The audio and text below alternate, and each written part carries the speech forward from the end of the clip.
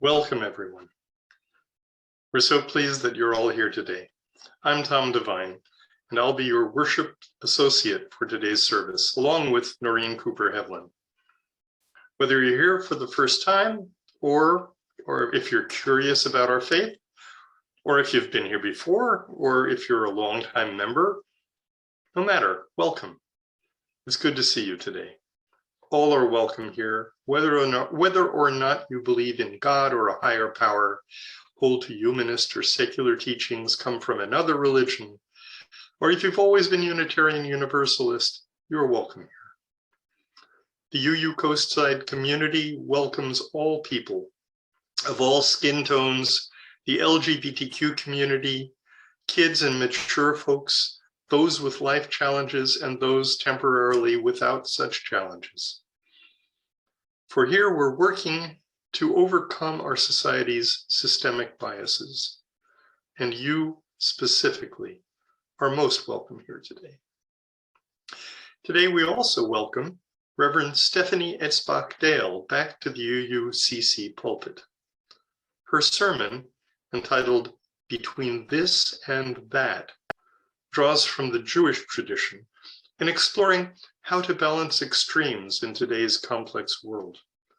The question, what does it take to feel resilient and empowered in difficult times? After the service today, we hope you'll stay on Zoom to join our usual smallish random breakout groups. These give us a chance to collect and consider thoughts from today's service. And now, Reverend Stefanie has some opening words for us. Thank you, Tom.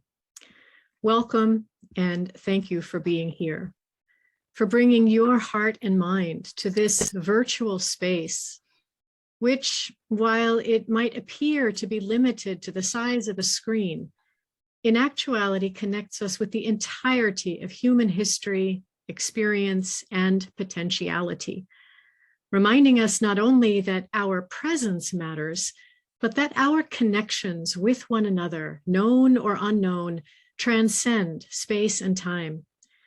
Today we gather painfully aware that the worst of human potentiality has once again arisen among us in Eastern Europe, Ukraine.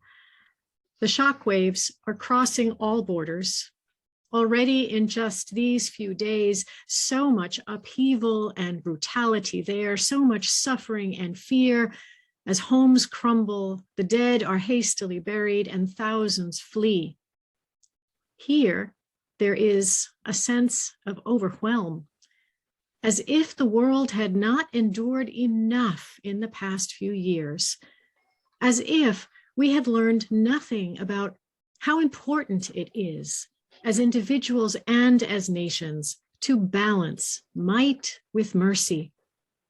The old stories of destruction with new ones of responsible innovation. In just a moment, I'd like to offer a few words of prayer inspired by my colleague, the Reverend Jen Grayson. But first, please join me in taking 3 deep breaths in and out, drawing breath into the heart, pausing there and releasing it outward toward our family in Ukraine. In, pause, and out. Again. And again.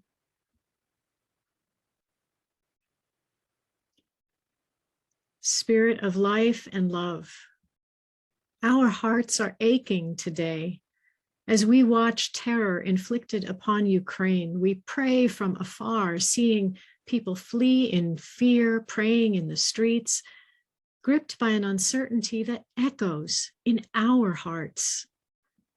We have known our own uncertainty and fear these last 2 years, and while we are aware it is nothing like war, we are reminded of our tie to the humanity of those we have never known.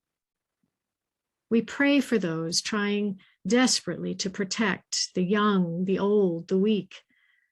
We breathe with them As forces outside their control shatter their world, we breathe with those attempting to flee the movements of tyranny. And we breathe with those who, for whatever reason, cannot or will not flee. May the world not turn its face away from this pain. Even in those moments when we as individuals must rest our spirits, may our thoughts and prayers become actions that end suffering, that end war and the threat of war finally and forever.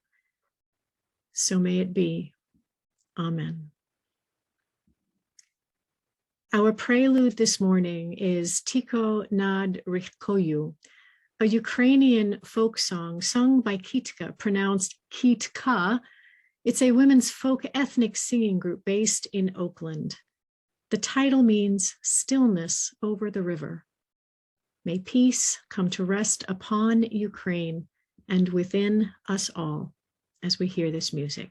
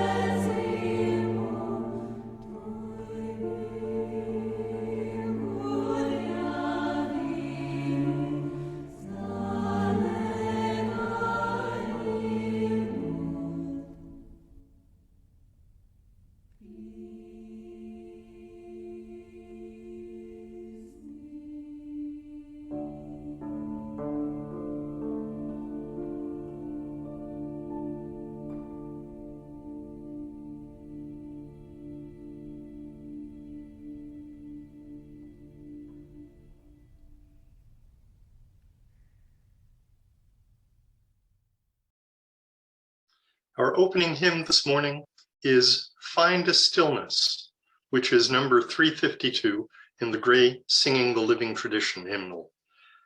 This hymn is sung by the combined voices of the Mission Peak UU and the UUCC choir, with piano accompaniment by Shauna Pickett-Gordon.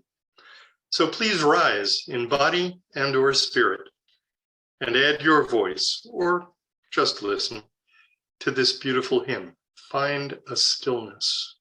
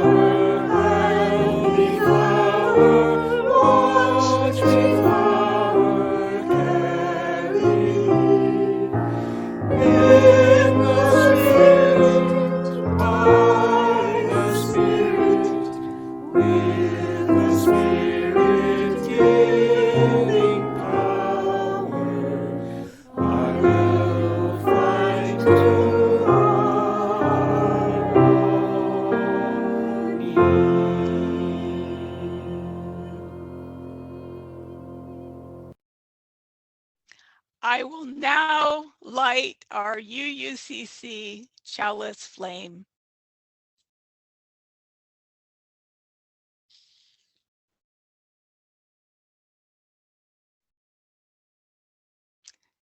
Now, please join me in reading these words by William DeWitt Hyde. Since what we choose is what we are, and what we love we yet shall be, the goal may ever shine afar, the will to win, it makes us free. And now Tom will lead us in joys and concerns. In a moment, we'll play a video where we'll invite you to share your joys and concerns. While the video is playing, please feel free to share your joys and concerns using the chat window and to read what's shared there by others. And just to remind you, for upcoming services, if you have any joys or concerns you'd specifically like the worship associate to read aloud, please email them to us prior to the service. One of the ways we create our beloved community is by sharing our own joys and our concerns with one another and finding support from our community. At this time, we invite you to click the chat button at the bottom middle of your Zoom window. That brings up a window in which you can type in any joys or sorrows.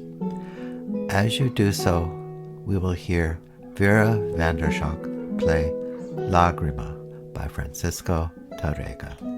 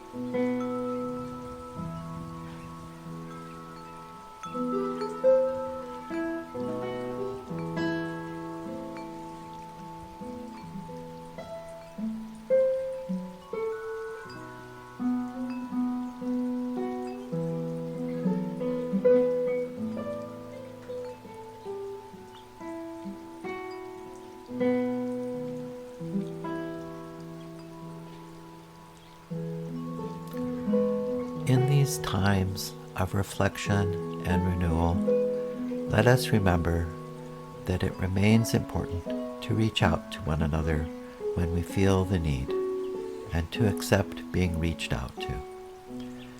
May we find comfort in knowing that we can share our joys and our concerns here among us.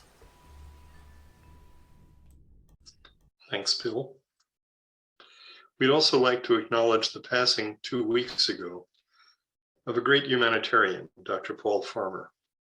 Dr. Farmer dedicated his life to providing free healthcare to people in the world's poorest communities, and he worked tirelessly to improve healthcare systems globally through his organization, Partners in Health. You can learn more about Dr. Farmer's life by watching the documentary film Bending the Arc. The link is in the chat. We also wish to express our joy that President Biden kept his campaign promise and has nominated Judge Ketanji Brown Jackson to serve on the Supreme Court.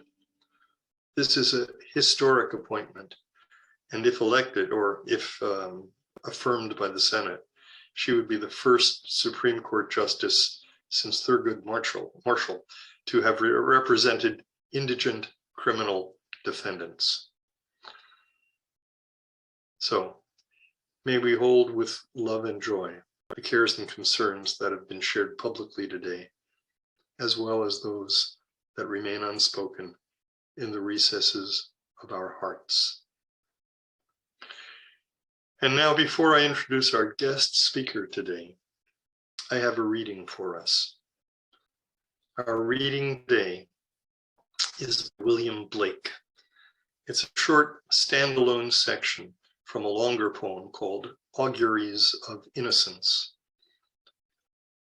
Blake wants to remind us that joy and grief are both part of human life, and they're often intermixed. His poem goes, joy and woe are woven fine, a clothing for the soul divine. Under every grief and pine runs a joy with silken twine. It is right it should be so. Man was made for joy and woe. And when this we rightly know, through the world we safely go. And now, it is with great pleasure that I introduce our worship leader today, Reverend Stefanie Etzbach-Dale. Reverend Stefanie is a Unitarian Universalist minister with 20 years of service to congregations in the Pacific Midwest.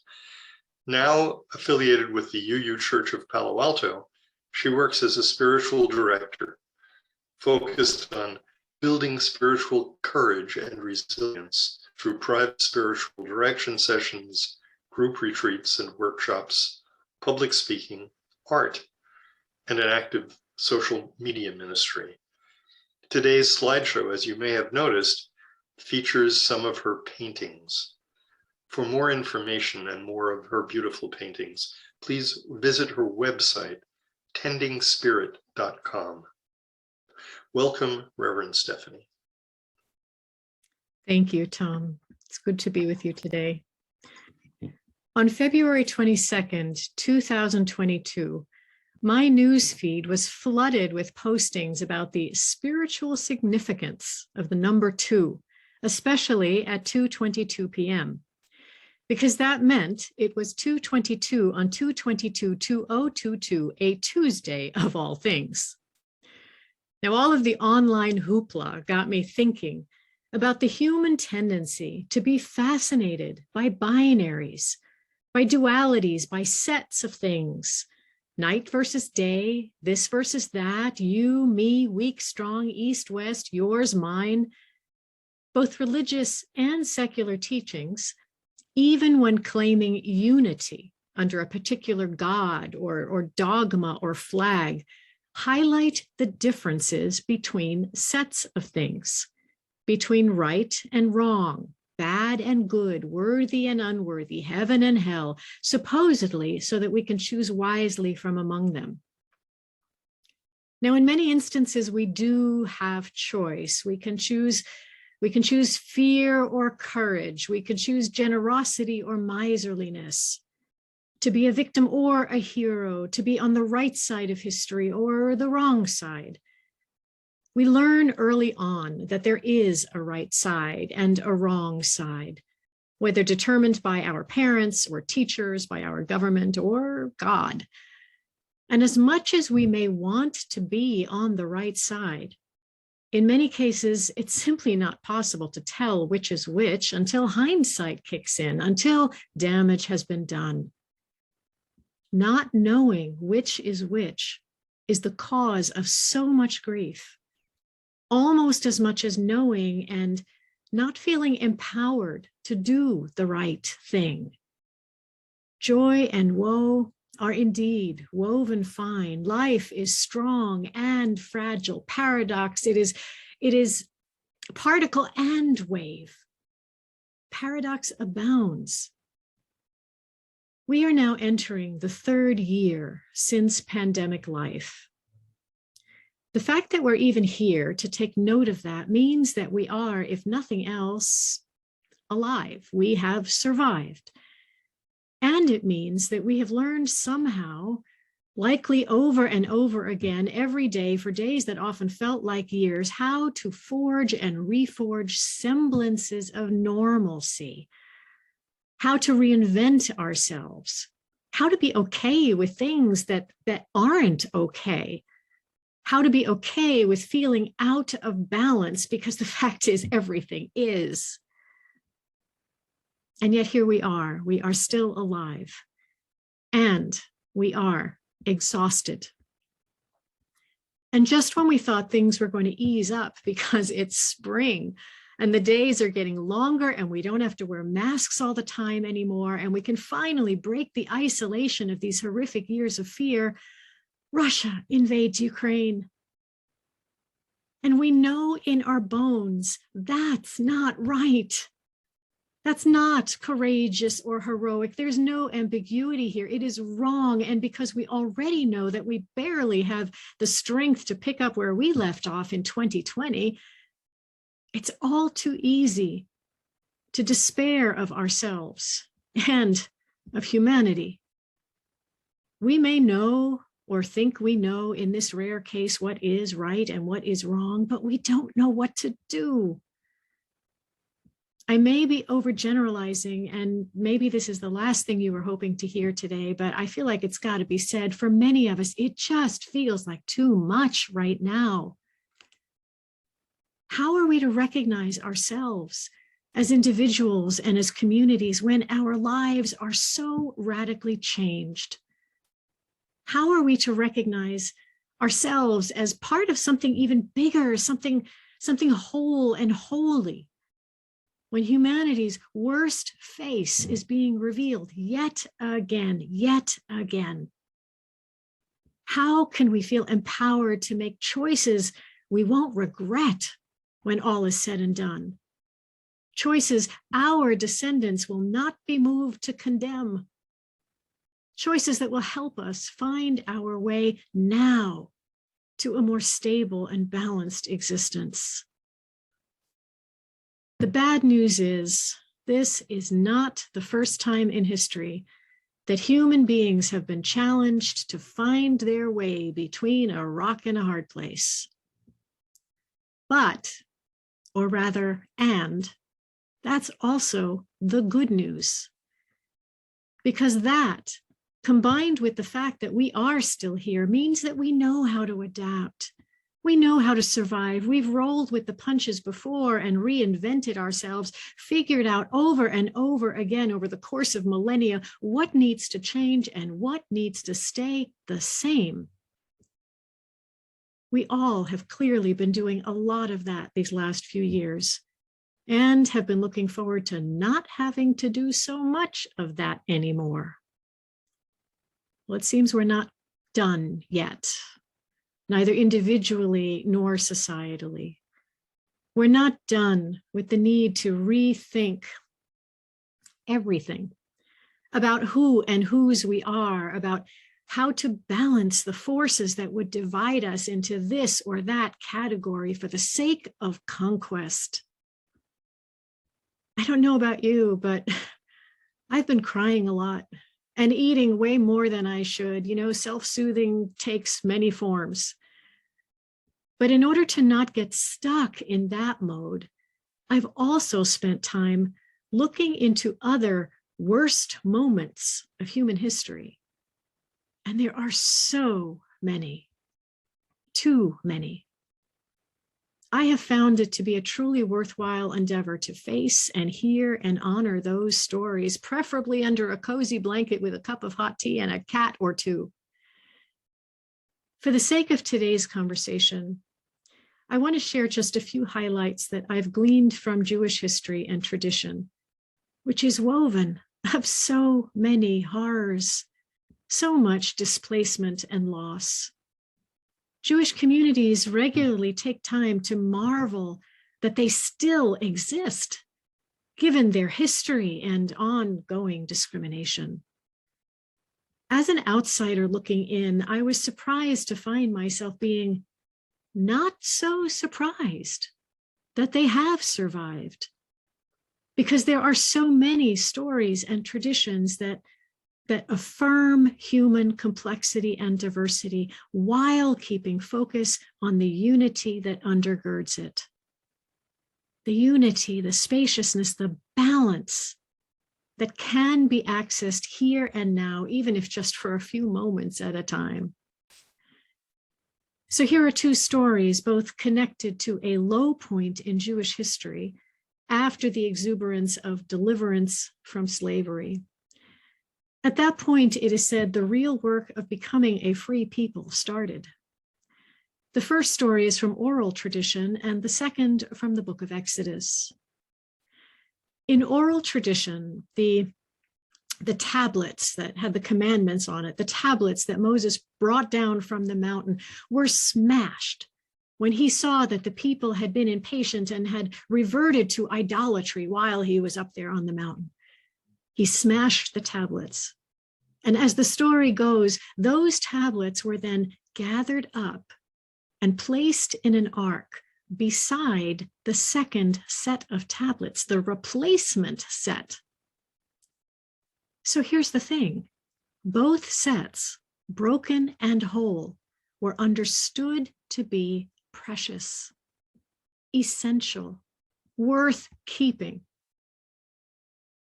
Human tendency is to want to bury reminders of our frailties and failings, but this story invites us to rethink who and what is worthy. The answer? All of it. The fullness of our being, all of us. The highlights, those times when we bring our best to one another, and those times when we just don't have it within us to do that. What a paradigm-busting concept, to not have to be defined by our failings alone, to know that every experience is valuable when it is treated as such. Next, there are the tediously detailed descriptions of the building of the tabernacle in the book of Exodus, the structure in which the ark was to be placed, so it could accompany the people as they moved forward through the wilderness. The design and construction details go on for pages, chapters and chapters of them. In the past, I've skimmed over all of that, hoping to get to the juicier bits of the story. But this time around, I took the time to read and realized that this story is actually conveying something remarkable and highly relevant. Namely, that creating spaces in which holiness can dwell as our circumstances change demands meticulous care. It does take planning. It takes every resource and skill at our disposal, and everyone has to be involved in its construction and maintenance, everyone. The idea that everyone has something to contribute was, and I'm sorry to say, remains revolutionary, evolutionary. It inspires me to stop focusing on what I can't do and look for what it is maybe I am uniquely suited to bring, however small and insignificant it may seem. Today, that involves affirming out loud how hard things have been, and that we do have it within us to survive and thrive. Today, it involves putting up a sunflower backdrop in solidarity with Ukraine. In terms of Jewish traditions, at weddings, the most joyful of occasions, what happens? Glass is shattered. Why? To remind everyone of the destruction of the temple, but ultimately to remind everyone that joy and grief always coexist. Why do we need that reminder? So we won't be knocked off balance when things get hard. Because hard times, let's just face it, they are a part of life. They are to be expected, just as joy is a part of life, meant to be celebrated. The phrase, "this too shall pass," applies to both. Life is never this or that. And freedom is clearly never a done deal. But there is hope in believing that we can experience glimmers of it along the way when we treasure our complexity and one another's unique worth. When we invite one another into full participation as things change, as we journey forward through each new wilderness. The Hebrew word for face, I've learned, is panim. It's translated as singular face, but it's actually a plural. The im at the end makes it a plural.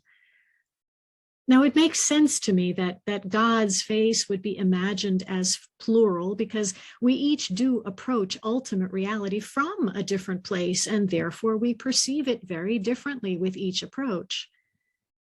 But the same word, panim, is applied to the human face.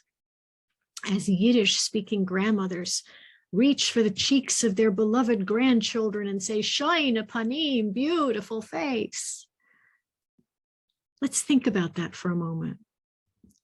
Perhaps this is what is meant when Jewish scripture declares that we are made in the image and likeness of God, because we too are multifaceted, multi-faced. We have so many faces, so many stories, so many wounds and hope, so many songs and truths, so much potential. We are constantly trying to balance all of these things. We are capable of destruction as well as creative, innovative ecstasy.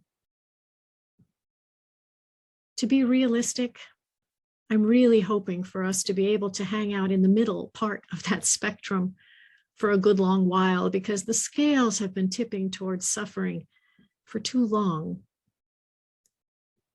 All of this causes me to wonder, are we in conversation with these binaries, these dualities, these sets of opposites? Are we in conversation with the spaces between them? Are we in conversation with one another? Can we be? I like to think so. The problem is that most of us are not socialized to recognize or honor such complexity. We're taught to keep it light, lest we be thought weak, and positive, lest we be thought dangerous and depressive. We are taught to tuck away our pain. Heaven forbid we should carry contradictory emotions. As a result of such editing, we often don't recognize God's image, our best face within or among us. We often don't recognize ourselves in one another. Often we don't even recognize ourselves, period. And by that, I mean, we aren't conscious of what is true for us as individuals and communities and nations, the complexity, the full breadth of pain, the relief, the hope, the fear, the exhaustion, the courage, the grief, the frustration, the anger, even the delights, however small or fleeting they may be at the moment. The little innovations, the daily successes, this and that, always this and that, so much is true. We are conditioned to believe in and commit to polarized singularities, this or that, male or female, look up or look down, as if looking around weren't also an option. That, despite what history shows us regarding what's essential for human survival and evolution, namely, it depends upon the ability to hold and to honor complexity, ambiguities, paradox, mystery, to be flexible, experimental, intentionally changeable, inventive, curious, communicative, like a tightrope walker ever in service to those precious moments of balance. The theme for this year is pandemic, again. And the theme for this month is balance. To move forward with integrity, to not give in to the forces that would create and solidify personal and societal imbalance by dividing us into opposites. We have to be willing to recognize that reinventing ourselves day to day, forging and reforging our understandings of who we are and of what's important may very well be exhausting. And that doing so is a choice we still have. It is and leads to a third way, a way through the wilderness. And isn't that what we're all hoping for? Where there is conscious choice, there is agency. And where there is agency, there is hope. May we look to the stories and traditions that affirm what is most true and guide us to the balanced spaces between this and that. So may it be. May the music that follows, the meditation on breathing, performed by the UUCC choir, accompanied by Joanne Schreiner on piano, guide you in your own breathing and in your reflections. Blessed be.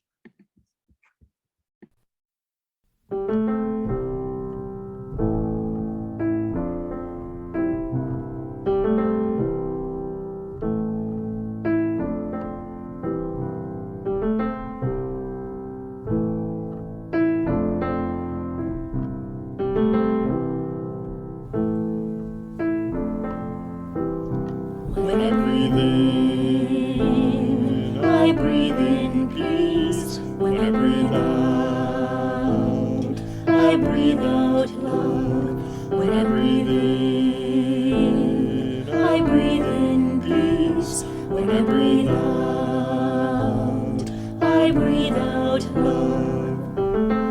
When I breathe in, I breathe in peace. When I breathe out, I breathe out love. When I breathe in, I breathe in peace.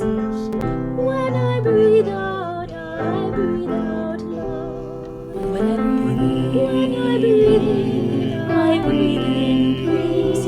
When I breathe out, I breathe out love. When I breathe in, I breathe in peace. When I breathe out, I breathe out love.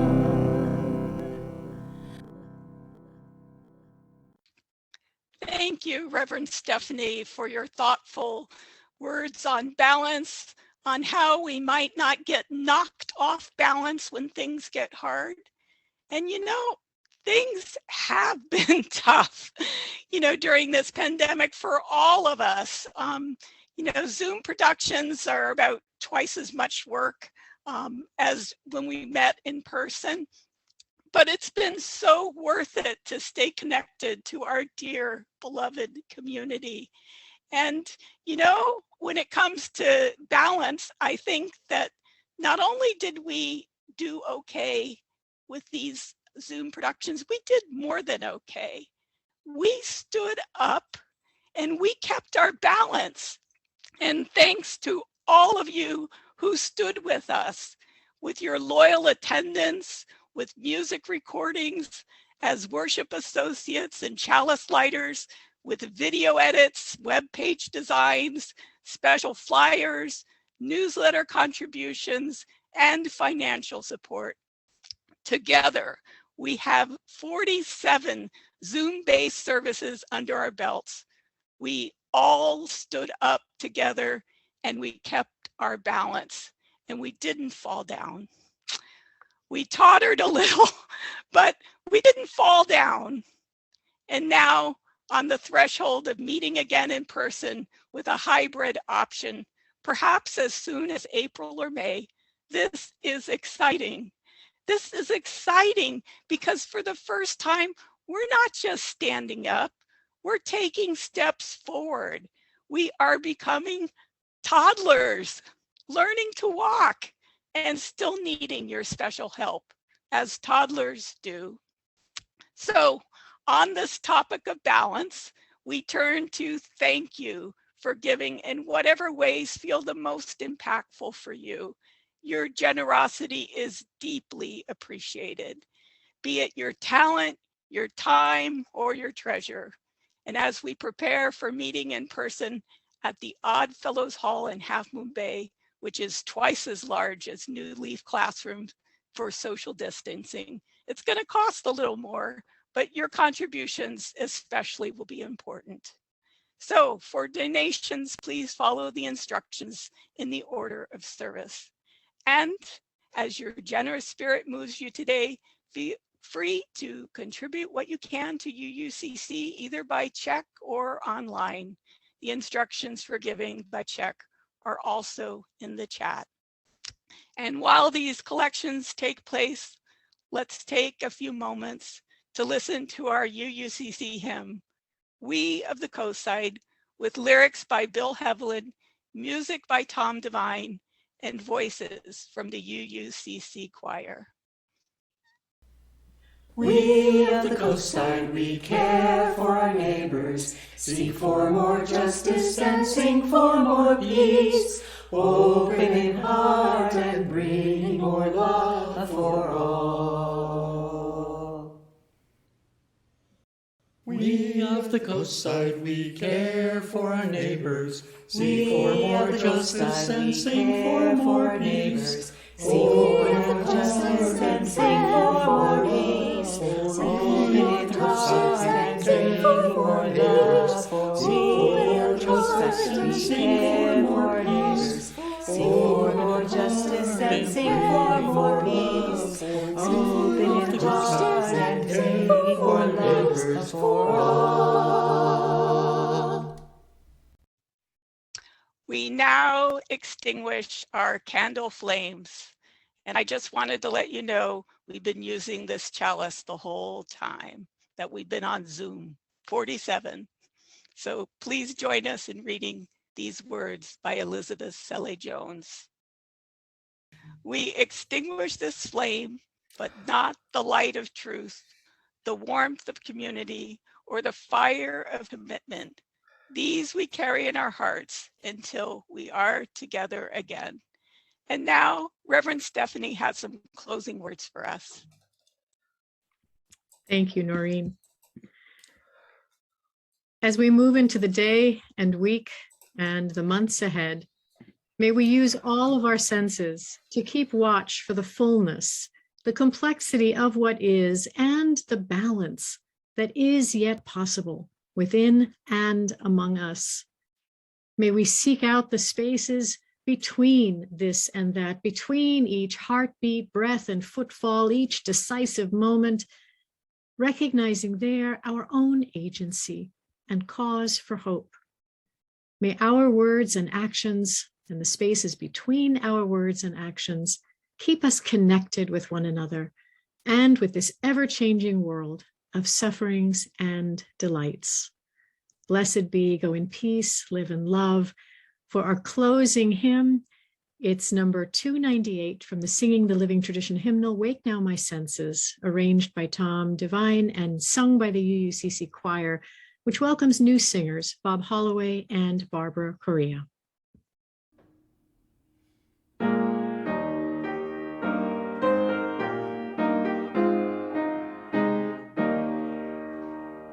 Wake now my senses and hear the earth fall.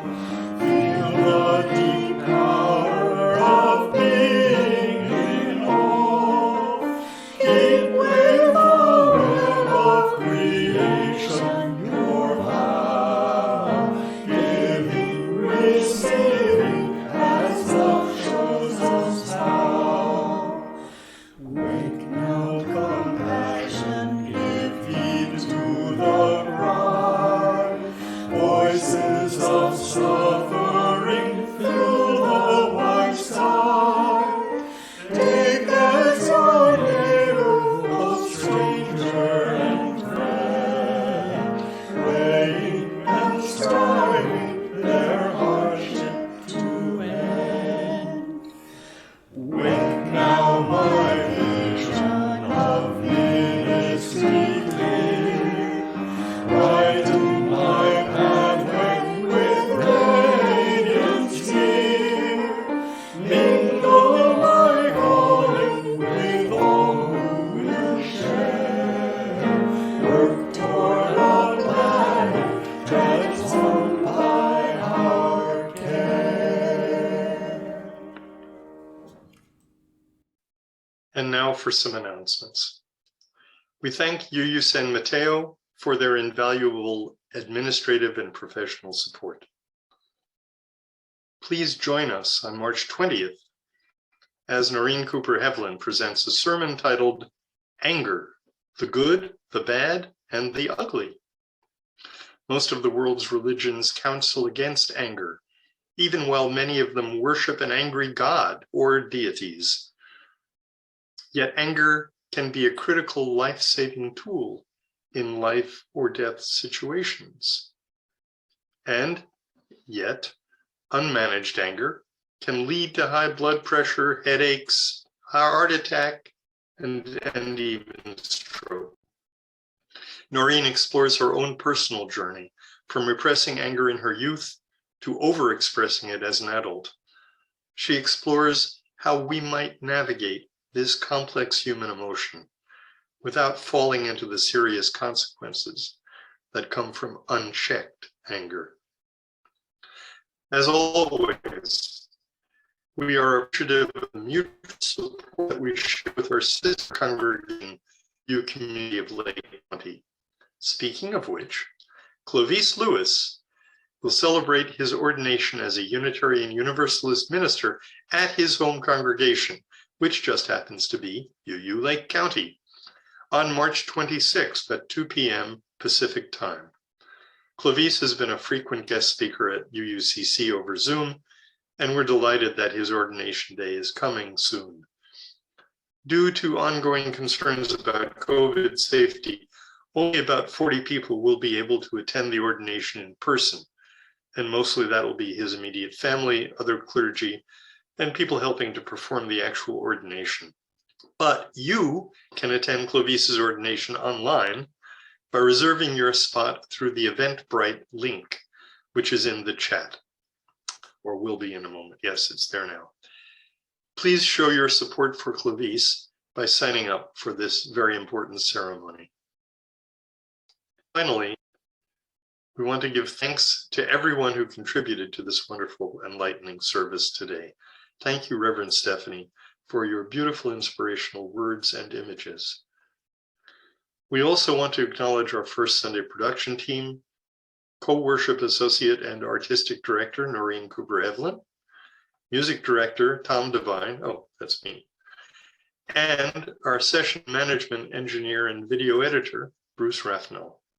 We also want to acknowledge our talented UUCC choir with the new additions Bob Holloway and Barbara Correa, pianists Shauna Pickett-Gordon and Joanne Schreiner, and Vera Vandershock for her gorgeous classical guitar pieces played during Joys and Concerns. And a big thank you to all of you for participating in this timely service. Immediately following the service, Bill is going to create some breakout rooms for us, which will serve as a safe space to talk about today's topic openly and honestly, or you can talk about anything else that's on your minds. We hope you'll all join us in these breakout rooms. Please keep in mind that what's said here stays here. But, of course, thoughts and concepts we learn and are inspired by can most definitely be shared. Please be thoughtful of the time also, so that anyone who wishes to speak has an opportunity to do so. And here are some discussion points to consider based on today's service. What are the dualities or polarities you recognize in your life? Do you believe conflicting emotions, responsibilities, and expectations can be reconciled or balanced? If so, what is your experience with this? What helps? In just a few moments, Bill will give everyone permission to unmute themselves. Have a very safe and happy day.